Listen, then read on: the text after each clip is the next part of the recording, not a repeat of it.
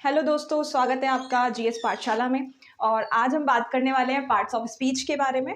बहुत बच्चे English grammar पढ़ते हैं लेकिन उनको ये नहीं पता होता पार्ट्स ऑफ स्पीच के अंदर कौन कौन से टॉपिक्स आते हैं। तो मैं वो आपको करवाने वाली हूँ। पार्ट्स ऑफ स्पीच कितने होते हैं, पहले पार्ट्स ऑफ स्पीच आपको पता होना चाहिए कितने होते हैं पार्ट्स ऑफ स्पीच। और ये होते हैं टोटल 9 पार्ट्स ऑफ स्पीच होते हैं। कौन कौन से होते हैं? फर्स्ट होता है नाउन, प्रोनाउन, एडवर्ब, एडजेक्टिव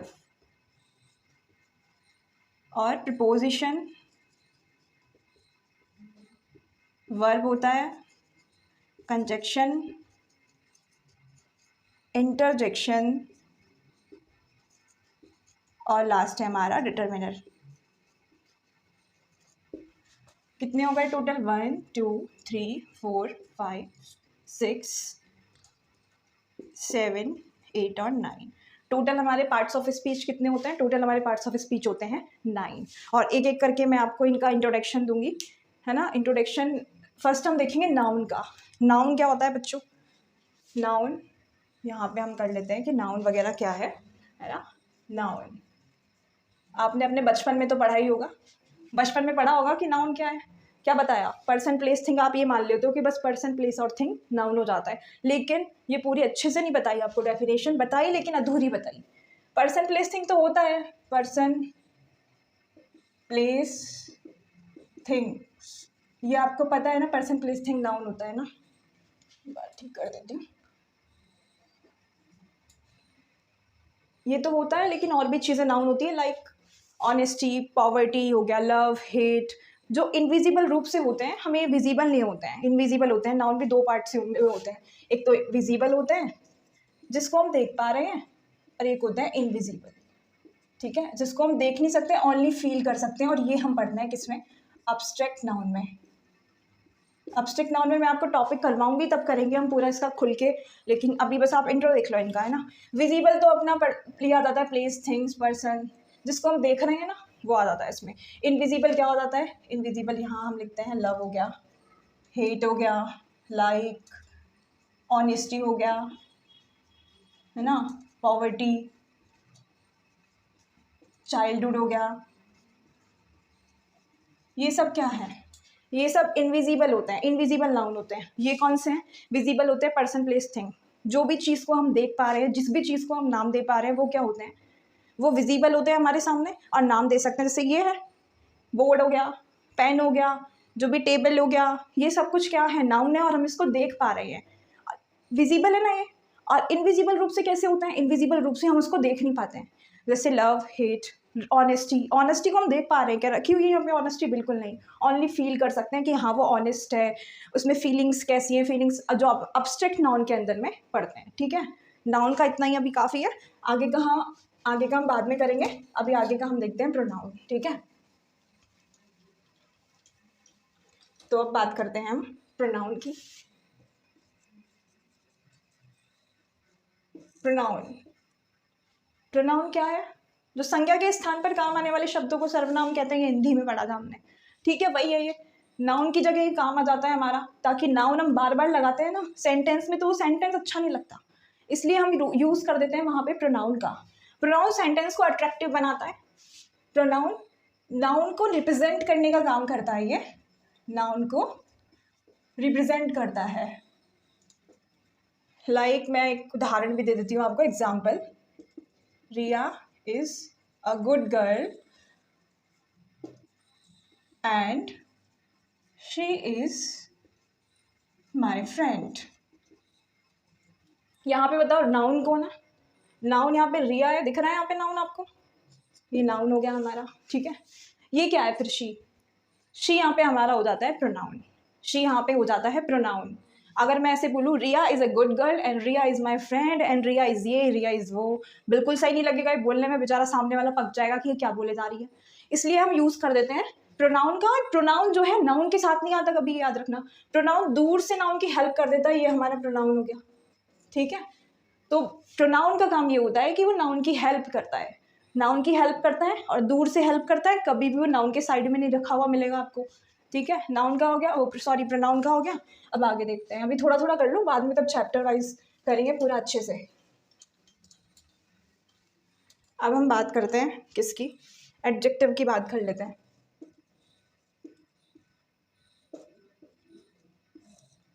हाँ, एक और बात आप याद रख लेना नाउन में, बाकी तो मैं आपको करवा दूंगी कि व्हाट, हु और हुम का आंसर जो करेगा सेंटेंस में वो आपका नाउन होगा। ठीक है, सेम चीज़ ये प्रोनाउन में भी होती है, व्हाट, हु, हुम का आंसर करने वाला क्या होता है, नाउन होता है। एक चीज़ और देख लो आप, फिर हम एडजेक्टिव करेंगे कि एक सेंटेंस है, जैसे सेंटेंस नहीं, आप ये देखो कि किसी भी सेंटेंस का जो सब्जेक्ट होता है, एक सेंटेंस यहाँ पे लिखो, जो सेंटेंस है किसी भी सेंटेंस का सब्जेक्ट और ऑब्जेक्ट क्या हो सकता है, नाउन और प्रोनाउन। ये बात आप गांठ बांध लेना बस, किसी भी सेंटेंस का सब्जेक्ट और ऑब्जेक्ट या तो नाउन होगा या प्रोनाउन होगा, बाकी और कुछ तो हो नहीं सकता, वो सब्जेक्ट और ऑब्जेक्ट, आप ये याद रख लेना। और व्हाट, हु और हुम का आंसर करने वाला आपका क्या हो जाता है, क्या हो जाता है आपका, बताओ जरा। व्हाट, हु, हुम का आंसर करने वाला क्या होता है, बताओ। नाउन होता है, क्या होता है, नाउन, है ना। अब हम बात कर रहे हैं किसकी, एडजेक्टिव की। एडजेक्टिव क्या करता है, एडजेक्टिव करता है नाउन और प्रोनाउन को क्वालिफाई करता है। ये विशेषण क्या है, जो संज्ञा और सर्वनाम की विशेषता बताता है वो विशेषण है। ये हमने हिंदी में पढ़ा था, वही चीज़ हम इंग्लिश में पढ़ रहे हैं आज। ठीक है, नाउन और प्रोनाउन को क्वालिफाई करता है, उनकी विशेषता बताता है। He is a handsome boy, he is a handsome boy. अब इसमें बताओ प्रोनाउन कौन सा है और नाउन कौन सा है, सॉरी प्रोनाउन, प्रोनाउन भी है इसमें, ये रहा, तो प्रोनाउन ये ना, नाउन ये हो गया, और ये क्या है, कैसा है वो, कैसा है, हैंडसम है। हैंडसम है तो ये क्या बन गया आपका, एडजेक्टिव बन गया ना, ये विशेषता बता रहा है, इसी की तो विशेषता ये बता रहा है।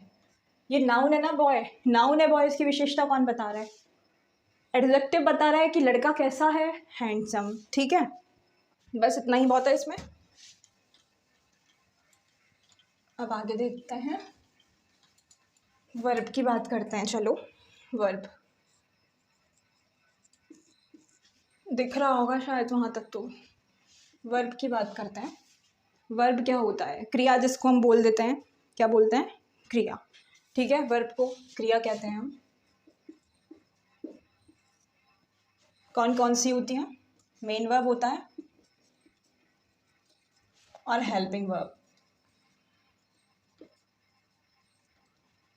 फर्स्ट और सेकंड वर्ब होती हैं दो प्रकार की, मेन वर्ब और हेल्पिंग वर्ब। ठीक है, मेन वर्ब की बात करते हैं, कौन कौन सी होती है, मेन वर्ब और हेल्पिंग वर्ब। हाँ, हेल्पिंग वर्ब को ऑक्सिलियरी वर्ब भी कहते हैं।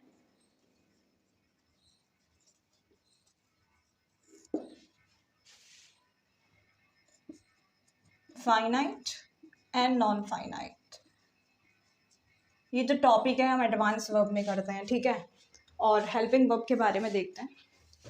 हेल्पिंग वर्ब फर्स्ट होता है प्राइमरी हेल्पिंग वर्ब, और ये होता है कौन सा, model helping verb. Primary helping verb, modern helping verb. Primary helping verb कौन सी होती है, बी डू हैव वाली प्राइमरी हेल्पिंग वर्ब होती है। और ये जो है प्राइमरी हेल्पिंग वर्ब, ये मेन वर्ब का भी काम कर सकती हैं और हेल्पिंग वर्ब का भी काम कर सकती हैं, ये प्राइमरी हेल्पिंग वर्ब। ठीक है, modal, can, could, may, might, shall, should आपको पता ही है, ये होता है बी, डू और हैव। बी में कौन सी, is, am, are, was, were आ जाता है, is, am, are, was, were. Do में क्या आता है, डू, डिड, डन वाला, डू, डिड, डन, डज, ये सब आ जाते हैं। हेल्पिंग वो सॉरी हैव में हैव, हैज़, हैव, हैड, ये सब क्या है, ये है प्राइमरी हेल्पिंग वर्ब, और ये मेन वर्ब और हेल्पिंग वर्ब दोनों का काम करती हैं। और ये जो मॉडल हेल्पिंग वर्ब होती है, जो may, might, shall, should, could, would, ये सब होता है may, might, shall, should, could, ये सब क्या होता है, ये हमेशा हेल्पिंग वर्ब की जगह ही यूज़ होता है। इसमें भी और पार्ट्स होते हैं मॉडल के, वो हम नेक्स्ट मतलब अगली तब क्लास देखेंगे वर्ब की, उसमें करेंगे पूरा अच्छे से। अब हम बात कर लेते हैं आगे कौन कौन से हो गए हमारे, कौन कौन से हो गए। नाउन हो गया, प्रोनाउन हो गया, एडजेक्टिव हो गया और वर्ब भी हो गया। अब हमारा है एडवर्ब। एडवर्ब को क्या बोलते हैं हम? एडवर्ब को बोलते हैं क्रिया विशेषण।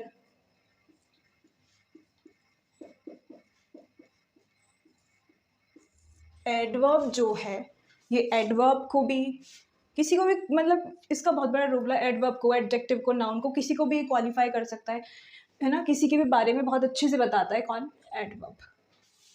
कौन बताता है, ज़रा बता दो पहले कि एडवर्ब कोई बता सकता है एडवर्ब के बारे में? एडवर्ब के बारे में बताओ जल्दी से।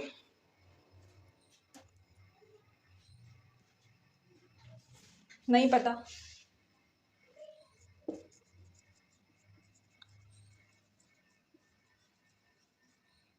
हाउ, वेयर और व्हेन। हाउ, वेयर, व्हेन का आंसर जो करेगा किसमें? सेंटेंस में, वो क्या हो जाएगा? वो हो जाएगा हमारा एडवर्ब। How, where, when. कई कई बार ये पूरी सेंटेंस के बारे में भी कह देता है कि एक चीज़ से हमारा पूरा मतलब पूरा सेंटेंस पता चल जाता है आगे का। लाइक देखो, एक सेंटेंस लिखती हूँ मैं, एक सेकेंड।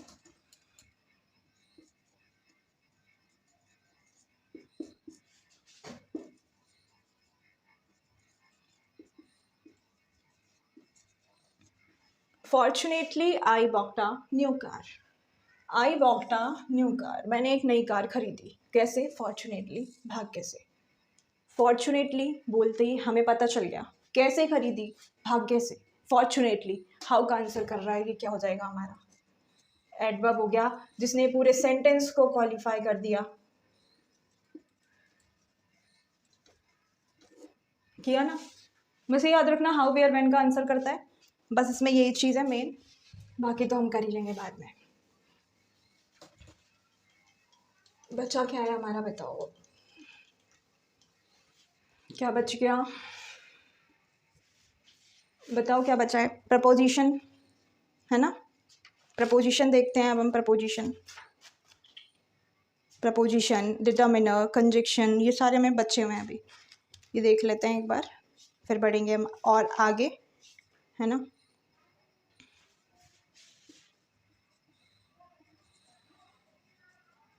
ये मैंने अलग अलग लिखा है। प्री का मतलब होता है पहले, पोजीशन का मतलब होता है स्थान, नाउन और प्रोनाउन से पहले आता है क्या? प्रपोजिशन।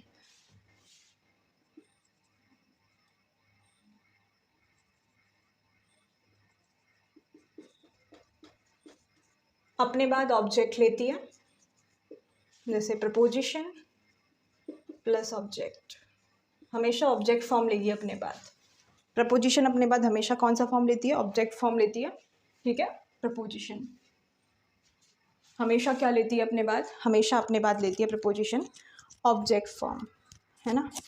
और किसी भी सेंटेंस का ऑब्जेक्ट और सब्जेक्ट या तो नाउन होगा या प्रोनाउन होगा। और देख लो, अगर वो प्रपोजिशन अपने बाद ऑब्जेक्ट फॉर्म लेगी, और मैंने आपको बताया था कि ऑब्जेक्ट जो होता है किसी भी सेंटेंस का या तो नाउन होगा या प्रोनाउन होगा। आ रहा है नाउन प्रोनाउन से पहले ऑब्जेक्ट, आ रहा है ना, नाउन प्रोनाउन से पहले आता है, ठीक है। नेक्स्ट देखते हैं अब, नेक्स्ट देखते हैं।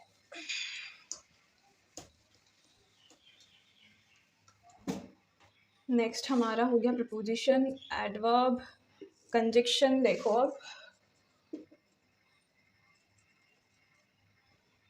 कंजक्शन, ठीक है, थोड़ा सही से लिख देती हूँ, समझ आ जाएगा।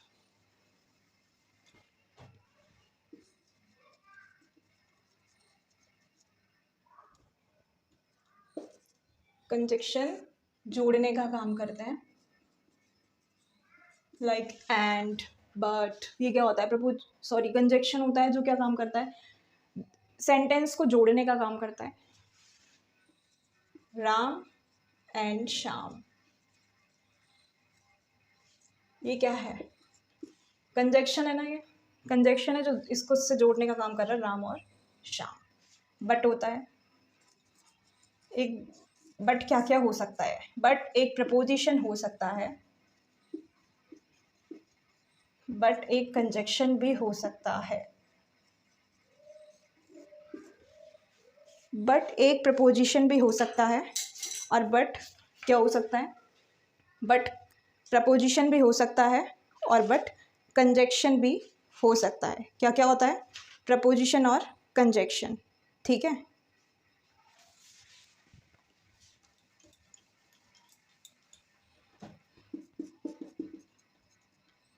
Invited the two boys, but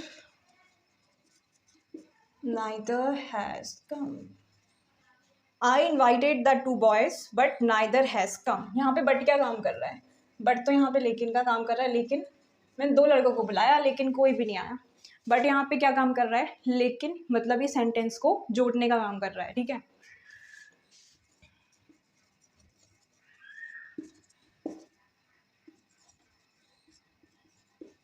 मैं एक सेंटेंस लिख रही हूँ, बताना सही है क्या, कौन सा सही है मतलब।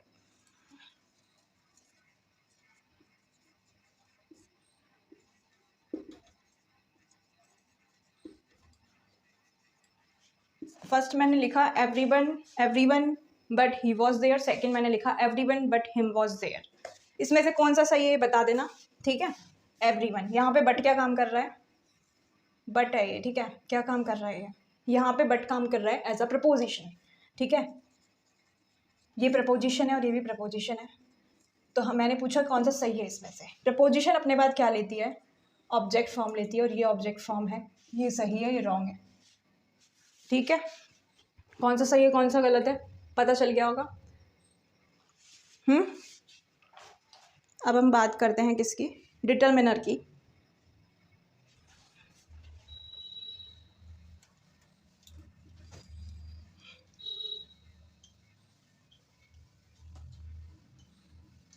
डिटरमिनर,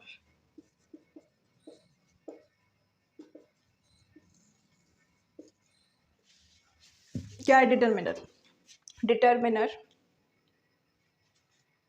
क्या है। डिटरमिनर जो है नाउन से पहले आता है।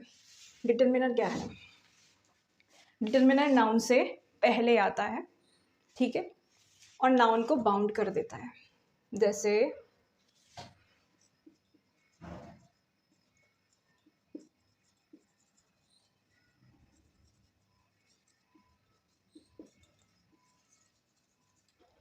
There are the some boy in the class, ठीक है। तो यहाँ पे जो बॉय है ये क्या है, नाउन है। इससे पहले क्या है, ये है डिटरमिनर सम हमारा। डिटरमिनर में क्या क्या आ जाता है, देखो ए आता है, एन आता है, द आता है, सम आता है, फ्यू आ जाता है, लिटिल आ जाता है। ये सब किस में आता है, डिटरमिनर में आता है। नाउन से पहले डिटरमिनर आता है, नाउन से पहले प्रोनाउन नहीं आ सकता है, नाउन से पहले डिटरमिनर आता है।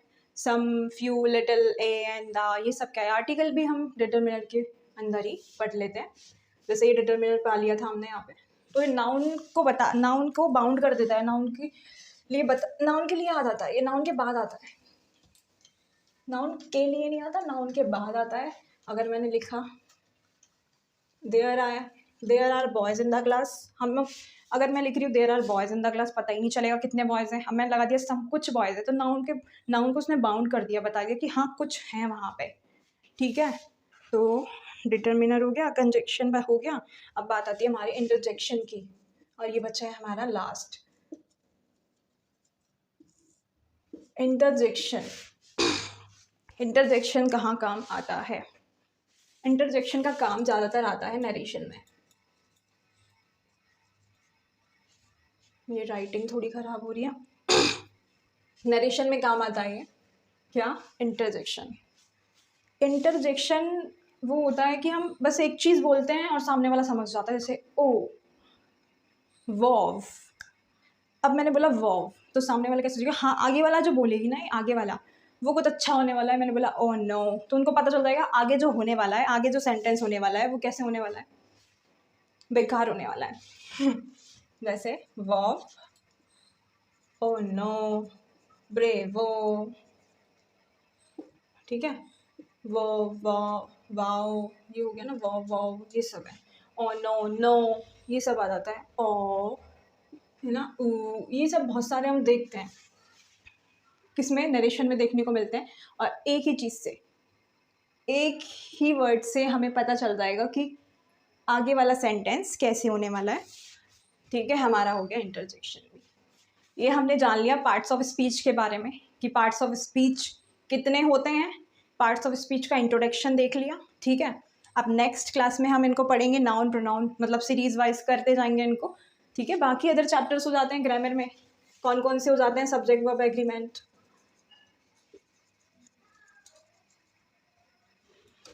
ठीक है, ये नरेशन वाला पार्ट हो गया आपका, पैसिव वॉइस और क्वेश्चन टैग, कंडीशनल सेंटेंसेस, ये सब क्या, ये हम आगे पढ़ते हैं। टेंस, मॉडल, एडवांस वर्ब, है ना, एडवांस वर्ब भी पढ़ेंगे जो मेन वर्ब के अंदर में आती है, कैसी कैसी होती है। ठीक है, आज के लिए बस इतना ही, मिलते हैं नेक्स्ट क्लास में। और चैनल को लाइक, सब्सक्राइब एंड शेयर कर दीजिएगा। तब तक के लिए बाय बाय।